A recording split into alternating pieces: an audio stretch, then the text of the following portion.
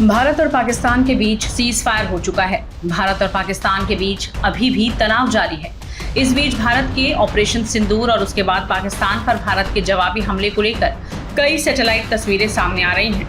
इसमें पाकिस्तान के एयरबेस में मची तबाही साफ देखी जा सकती है। इंडियन एयरफोर्स के हमले के बाद पाकिस्तानी एयरबेस में मची ये तबाही की तस्वीरें भारत की ताकत दिखा रही हैं। इस बीच ऐसी मीडिया रिपोर्ट सामने आ रही हैं कि भारत ने 9 से 10 मई की रात पाकिस्तान के अंदर 15 ब्रह्मोस मिसाइलें दागी।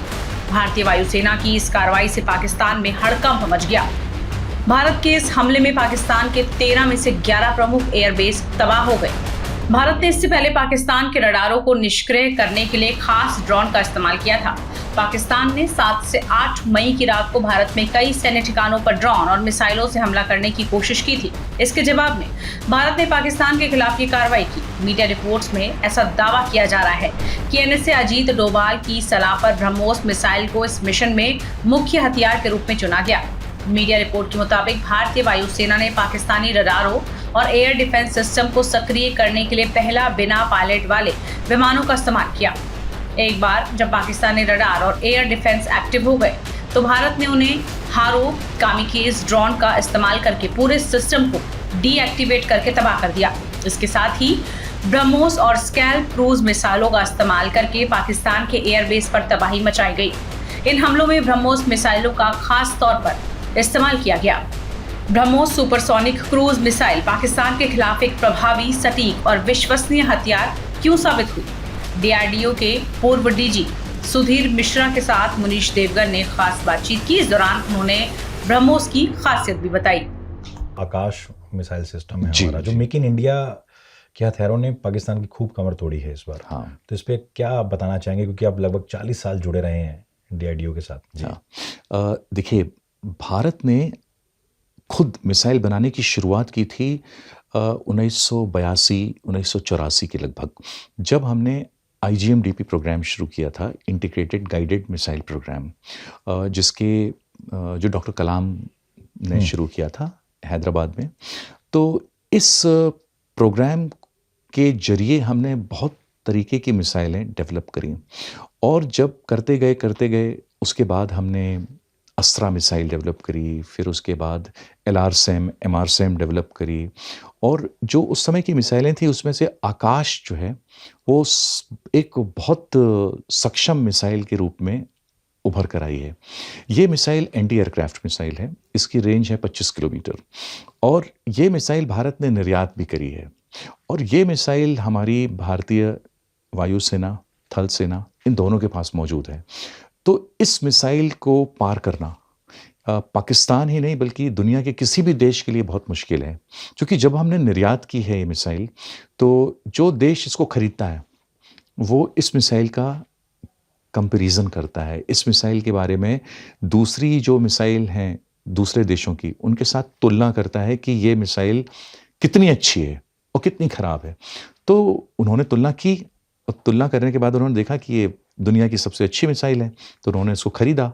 और ये मिसाइल जो है 25 किलोमीटर की रेंज में दुश्मन के किसी भी हवाई जहाज़ को, यूएवी तो बहुत छोटा होता है, तो मैं बड़े यूएवी की बात कर रहा हूँ, जो मतलब मेल और हेल होते हैं। मेल यानी कि जो मीडियम एल्टीट्यूड या हाई एल्टीट्यूड जो ड्रोन होते हैं, जो बहुत महंगे होते हैं, उनके लिए काफ़ी घातक है, और उनको ये ला सकती है ज़मीन पर। तो ये बहुत अच्छी मिसाइल है आकाश।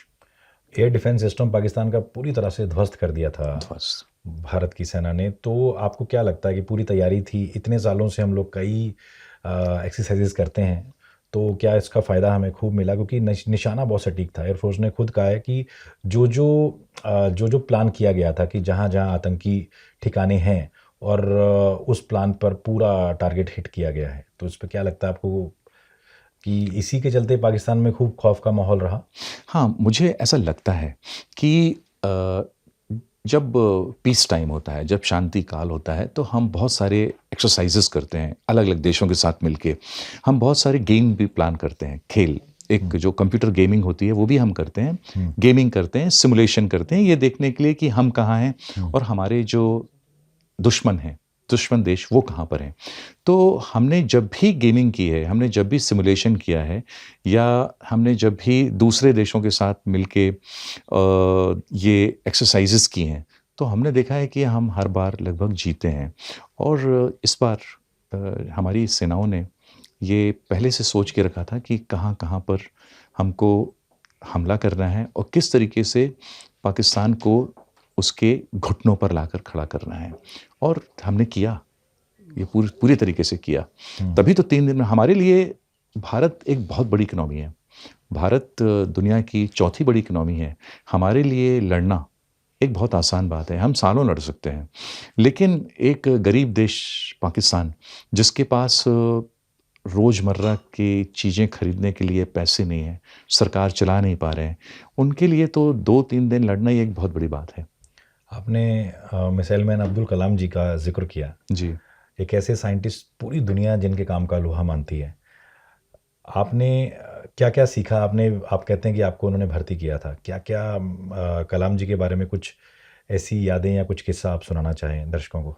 हाँ, मुझे बहुत खुशी है कि मुझे इस जन्म में डॉक्टर अब्दुल कलाम साहब के साथ काम करने का मौका मिला।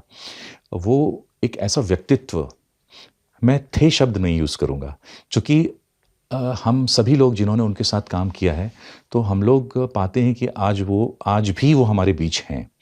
तो हमने डॉक्टर कलाम साहब से जो सीखा, वो सिर्फ़ तकनीकी नहीं था, बल्कि उसमें से बहुत सारा मानवीय था कि किस तरीके से टीम बनाना, किस तरीके से हमको दूसरों के साथ काम करना, किस तरीके से टेक्नोलॉजी को आपको याद होगा कि 1990s में 1980 और 90 के दशक में हमको जितने भी देश थे वो कोई भी टेक्नोलॉजी नहीं देते थे, डिनाई करते थे। चूँकि हमने आपको याद होगा कि हमने वो बुद्धा 1, बुद्धा 2 वो किया था, तो इस कारण वो टेक्नोलॉजी नहीं देते थे।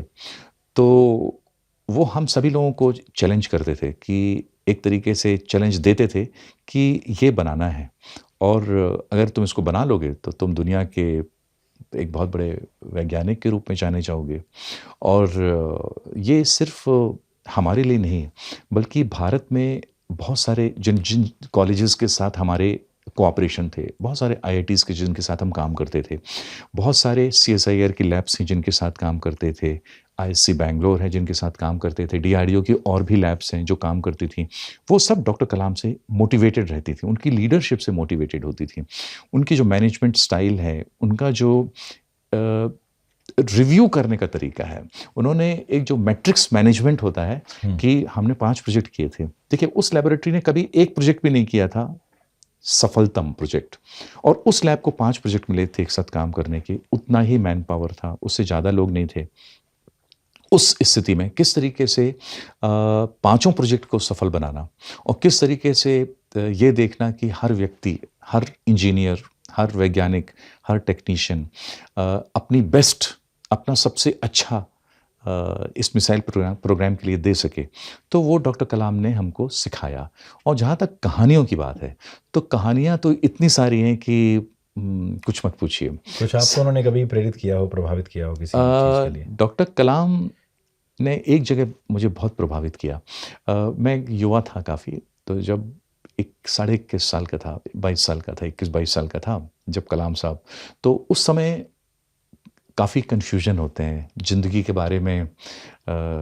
हमको पूरा फ़लसफ़ा नहीं मालूम होता, हम हर चीज़ को बहुत इनोसेंट, बहुत सिंपल तरीके से देखते हैं।